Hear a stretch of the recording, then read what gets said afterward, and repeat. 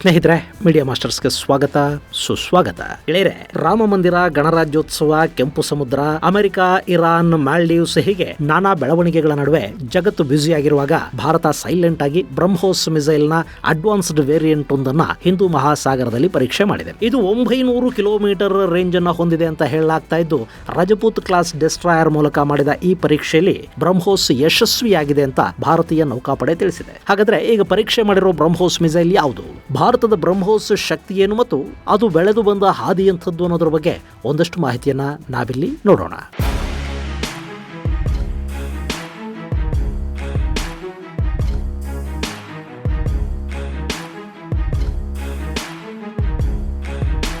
ಗೆಳೆಯರೆ, ಬ್ರಹ್ಮೋಸ್ ಇದು ಸದ್ಯಕ್ಕೆ ಭಾರತದ ಬತ್ತಳಿಕೆಯಲ್ಲಿನ ಅತ್ಯಂತ ಬಲಿಷ್ಠ ಮಿಸೈಲ್. ಭಾರತ ಹಾಗೂ ರಷ್ಯಾದ ಸಹಭಾಗಿತ್ವದಲ್ಲಿ ನಿರ್ಮಾಣವಾಗಿರುವ ಬ್ರಹ್ಮೋಸ್ಗೆ ಹೆಸರಿಡುವಾಗ ಕೂಡ ಎರಡೂ ದೇಶಗಳ 2 ನದಿಗಳ ಹೆಸರನ್ನ ಜೋಡಿಸಿ ಇಡಲಾಗಿದೆ. ಬ್ರಹ್ಮಪುತ್ರ ನದಿಯ ಮೊದಲ 4 ಅಕ್ಷರಗಳು ಹಾಗೂ ರಷ್ಯಾದ ಮಾಸ್ಕೋವಾ ನದಿಯ ಮೊದಲ 3 ಅಕ್ಷರಗಳನ್ನ ತೆಗೆದು ಇದಕ್ಕೆ ಬ್ರಹ್ಮೋಸ್ ಅಂತ ಹೆಸರಿಡಲಾಗಿದೆ. ಈ ಮಿಸೈಲ್ಗಳನ್ನ ಭಾರತ ನೆಲ, ಆಕಾಶ, ಸಮುದ್ರ ಹೀಗೆ ಎಲ್ಲಿಂದ ಬೇಕಾದರೂ ಉಡಾಯಿಸಬಲ್ಲ ಎಲ್ಲ ವೇರಿಯಂಟ್ಗಳನ್ನು ತಯಾರು ಮಾಡಿಕೊಂಡಿದೆ. ಇದುವರೆಗೆ ನಮ್ಮಲ್ಲಿರುವುದು 400 ರಿಂದ 450 ಕಿಲೋಮೀಟರ್ಗಳ ರೇಂಜಿನ ಬ್ರಹ್ಮೋಸ್ ಆಗಿತ್ತು. ಈಗ ಅದರ ವೇಗವನ್ನ ಮತ್ತಷ್ಟು ವರ್ಧಿಸುವ ಪ್ರಯತ್ನದಲ್ಲಿ ಭಾರತ ಯಶಸ್ಸನ್ನು ಕಂಡಿದೆ.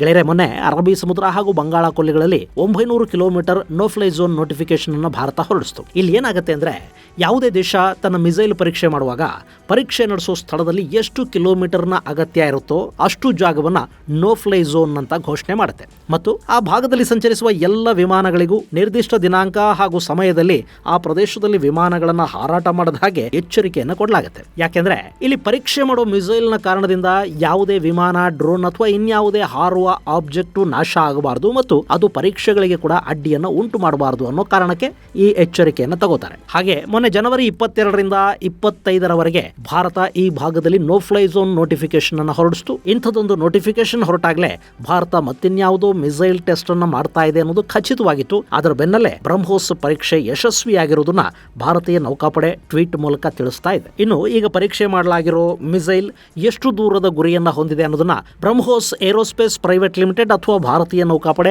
ಅಧಿಕೃತವಾಗಿ ಏನನ್ನು ಹೇಳಿಲ್ಲ. ಆದರೆ no fly zone notification 900 kilometre ವರೆಗೆ ಹೊರಡಿಸಲಾಗಿತ್ತು. ಹೀಗಾಗಿ ಇಲ್ಲಿ ಪರೀಕ್ಷೆಗೆ ಒಳಪಟ್ಟ ಮಿಸೈಲ್ 800 ರಿಂದ 900 ಕಿಲೋಮೀಟರ್ ರೇಂಜ್ ಅನ್ನ ಹೊಂದಿರುವ ಸಾಧ್ಯತೆ ಇದೆ ಅಂತ ಹೇಳಲಾಗ್ತಾ ಇದೆ. ಈ ಹಿಂದೆ ಕೂಡ ಬ್ರಹ್ಮೋಸ್ ಮಿಸೈಲ್ ಅನ್ನ ಇದೇ ರೀತಿ ಪರೀಕ್ಷೆಗೆ ಒಳಪಡಿಸಲಾಗಿತ್ತು. ಆಗ 720 ಕಿಲೋಮೀಟರ್ ನೋ ಫ್ಲೈ ಝೋನ್ ಅನ್ನ ಘೋಷಣೆ ಮಾಡಲಾಯಿತಾದ್ರೂ ಆ ಮಿಸೈಲ್ ನ ರಾಕೆಟ್ ಬೂಸ್ಟರ್ ಅಲ್ಲಿ ತಾಂತ್ರಿಕ ದೋಷ ಕಾಣಿಸಿಕೊಂಡ ಕಾರಣಕ್ಕೆ ಪರೀಕ್ಷೆ ಯಶಸ್ವಿ ಆಗಿರಲಿಲ್ಲ. ಆದ್ರೆ ಈ ಬಾರಿ ಅದರ ರೇಂಜ್ ಅನ್ನ ಮತ್ತಷ್ಟು ಹೆಚ್ಚು ಮಾಡಿ ಯಶಸ್ವಿ ಪರೀಕ್ಷೆಗಳನ್ನು ಭಾರತ ಮಾಡಿ ಮುಗಿಸಿದೆ.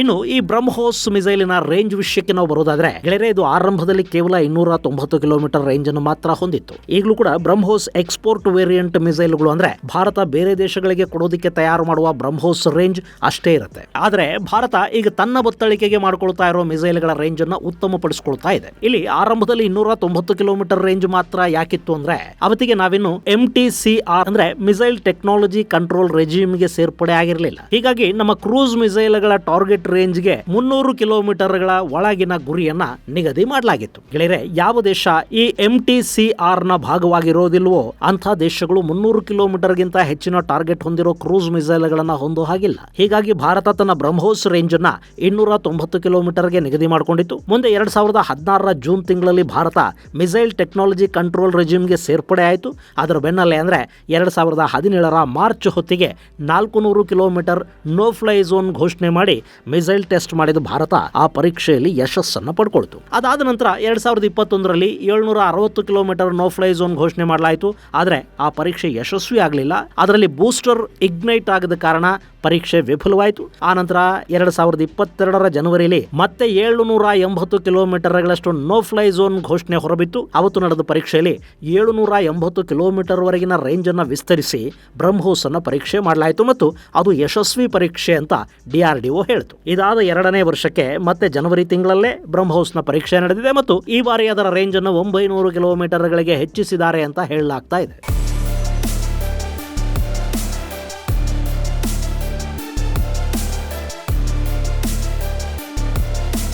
ಸ್ನೇಹಿತರೆ, ಈ ಬ್ರಹ್ಮೋಸ್ ಅನ್ನೋದು ರಷ್ಯಾ ಹಾಗೂ ಭಾರತದ ಜಂಟಿ ತಯಾರಿಕೆಯ ಕ್ರೂಸ್ ಮಿಸೈಲ್. ಇಲ್ಲಿ ಕ್ರೂಸ್ ಮಿಸೈಲ್ ಹಾಗೂ ಬ್ಯಾಲಿಸ್ಟಿಕ್ ಮಿಸೈಲ್ಗಳ ನಡುವಿನ ವ್ಯತ್ಯಾಸವನ್ನು ಕೂಡ ನಾವು ಅರ್ಥ ಮಾಡ್ಕೋಬೇಕು. ಬ್ಯಾಲಿಸ್ಟಿಕ್ ಮಿಸೈಲ್ ಆಕಾಶಕ್ಕೆ ಚಿಮ್ಮಿದ ನಂತರ ಅಟ್ಮಾಸ್ಫಿಯರ್ ಅನ್ನ ದಾಟಿ ಆ ನಂತರ ಭೂಮಿಯ ಮೇಲಿನ ತನ್ನ ಟಾರ್ಗೆಟ್ ನತ್ತ ನುಗ್ಗುತ್ತೆ. ಹೀಗಾಗಿ ಇದಕ್ಕೆ ರಾಕೆಟ್ ಇಂಜಿನ್ ಅನ್ನು ಬಳಕೆ ಮಾಡ್ತಾರೆ. ಇನ್ನು ಕ್ರೂಸ್ ಮಿಸೈಲ್ ಅಟ್ಮಾಸ್ಫಿಯರ್ ಅನ್ನ ದಾಟಿ ಹೋಗೋದಿಲ್ಲ. ಅದು ಆಕಾಶಕ್ಕೆ ಹಾರಿದ ನಂತರ ಭೂಮಿಗೆ ಸಮಾನಾಂತರವಾಗಿ ಅಂದ್ರೆ ಹಾರಿಜಾಂಟಲ್ ಆಗಿ ಪ್ರಯಾಣ ಮಾಡೋದಕ್ಕೆ ಶುರು ಮಾಡುತ್ತೆ ಮತ್ತು ಇದು ಗೈಡೆಡ್ ಆಗಿರುತ್ತೆ. ಅಂದ್ರೆ ನಿಗದಿತ ಗುರಿಯನ್ನ ಫಿಕ್ಸ್ ಮಾಡಿ ಹಾರಿಸಿದ್ರೆ ಅದು ನೇರವಾಗಿ ತನ್ನ ಟಾರ್ಗೆಟ್ ಅನ್ನ ಹುಡುಕೊಂಡು ಹೋಗಿ ನಾಶ ಮಾಡುತ್ತೆ. ಈ ಕ್ರೂಸ್ ಮಿಸೈಲ್ಗಳು ಅಟ್ಮಾಸ್ಫಿಯರ್ ಅನ್ನ ದಾಟಿ ಹೋಗೋದಿಲ್ಲ. ಹೀಗಾಗಿ ಇದರಲ್ಲಿ ರಾಕೆಟ್ ಇಂಜಿನ್ ಅಗತ್ಯ ಬೀಳೋದಿಲ್ಲ. ಜೆಟ್ ಪ್ರೊಪೈಲ್ಡ್ ಇಂಜಿನ್ ಅನ್ನ ಇದಕ್ಕೆ ಬಳಕೆ ಮಾಡ್ತಾರೆ. ಇನ್ನು ಬ್ರಹ್ಮೋಸ್ ನಲ್ಲಿ ಕೂಡ solid fuel rocket booster, liquid fuel ramjet engine ಅನ್ನ ಬಳಕೆ ಮಾಡಲಾಗಿದೆ. ಈ ಕ್ರೂಸ್ ಮಿಸೈಲ್ ಗಳ ಸ್ಟ್ರೈಕ್ ರೇಟ್ ತುಂಬಾ ಅಕ್ಯುರೇಟ್ ಆಗಿರುತ್ತೆ ಅಂತ ಹೇಳ್ತಾರೆ. ಇನ್ನು ನಾವು ತಯಾರು ಮಾಡ್ತಾ ಇರೋ ಬ್ರಹ್ಮೋಸ್ ಏನಿದೆ ಇದರ ಬಹುಪಾಲನ ಅಂದ್ರೆ 75% ನಾವೀಗ ಸ್ವದೇಶಿ ಮಾಡ್ಕೊಂಡಿದೀವಿ. ಈ ಹಿಂದೆ ಅಂದ್ರೆ 2004 ವೇಳೆಯಲ್ಲಿ 13% ಮಾತ್ರ ಸ್ವದೇಶಿ ವಸ್ತುಗಳನ್ನ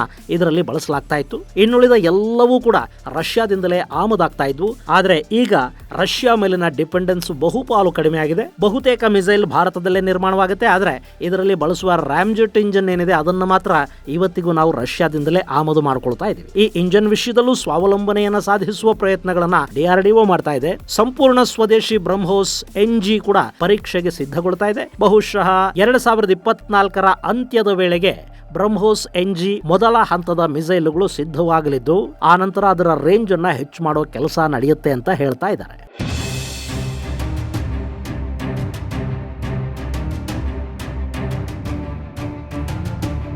ಗೆಳೆಯರೆ, ಫಿಲಿಪೈನ್ಸ್ ಬ್ರಹ್ಮೋಸ್ ಮಿಸೈಲ್ಗಳನ್ನ ಖರೀದಿ ಮಾಡೋದಕ್ಕೆ ಭಾರತದ ಜೊತೆ ಒಪ್ಪಂದ ಮಾಡಿಕೊಂಡಿದೆ. ಇದೇ ಸಂದರ್ಭದಲ್ಲಿ ಬ್ರಹ್ಮೋಸ್ ಗುರಿಯ ರೇಂಜ್ ಅನ್ನ ಮತ್ತಷ್ಟು ಏರಿಸುವ ಪ್ರಯತ್ನದಲ್ಲಿ ಭಾರತ ಯಶಸ್ವಿ ಆಗ್ತಾ ಇರೋದು ನಮ್ಮ ಮಿಸೈಲ್ ಶಕ್ತಿಯನ್ನ ಹೆಚ್ಚು ಮಾಡೋದಷ್ಟೇ ಅಲ್ಲ, ಶತ್ರುಗಳಲ್ಲೊಂದು ಭಯ ಉಂಟು ಮಾಡೋದಕ್ಕೆ ಕೂಡ ಕಾರಣವಾಗ್ತಾ ಇದೆ. ಅಂದಹಾಗೆ ಕಳೆದ ವರ್ಷ ಪಾಕಿಸ್ತಾನದ ಏರ್ ಡಿಫೆನ್ಸ್ ರಡಾರ್ ಎಲ್ಲದಕ್ಕೂ ಚಳ್ಳೆ ಹಣ್ಣು ತಿನ್ನಿಸಿ ಅಲ್ಲಿನ ನಿರ್ಜನ ಪ್ರದೇಶದಲ್ಲಿ ಬಿದ್ದಿದ್ದು ಇದೇ ಬ್ರಹ್ಮೋಸ್ ಮಿಸೈಲ್. ಅದು ಅವತ್ತು ಮಿಸ್ಫೈರ್ ಆಗಿತ್ತು. ಅದರಲ್ಲಿ ಯಾವುದೇ ಸಿಡಿತಲೆಯನ್ನ ಅಳವಡಿಸಲಾಗಿರಲಿಲ್ಲ. ಇನ್ನು ಬ್ರಹ್ಮೋಸ್ ಅನ್ನೋದು ಸೂಪರ್ ಸಾನಿಕ್ ಮಿಸೈಲ್. ಇದು 300 kg ನ್ಯೂಕ್ಲಿಯರ್ ಸಿಡಿತಲೆಯನ್ನ ಹೊತ್ತೊಯ್ಯುವ ಸಾಮರ್ಥ್ಯವನ್ನು ಹೊಂದಿದೆ. ಹಾಗೆ 2.8 ಮ್ಯಾಕ್ ಸ್ಪೀಡ್ ಅನ್ನ ಇದು ಹೊಂದಿದೆ. ಇದು ಗೆಳೆಯರೆ ಬ್ರಹ್ಮೋಸ್ ಮಿಸೈಲ್ ನ ರೇಂಜ್ ಅನ್ನ ಹೆಚ್ಚು ಮಾಡಿ ನಡೆಸಲಾದ ಪರೀಕ್ಷೆಯ ಕುರಿತಾದ ಒಂದಷ್ಟು ಮಾಹಿತಿ. ಮುಂದಿನ ಸಂಚಿಕೆಯಲ್ಲಿ ಮತ್ತಷ್ಟು ವಿಶೇಷಗಳ ಜೊತೆ ಮತ್ತೆ ಭೇಟಿಯಾಗೋಣ. ಅಲ್ಲಿವರೆಗೆ ಜೈ ಹಿಂದ್, ಜೈ ಕರ್ನಾಟಕ.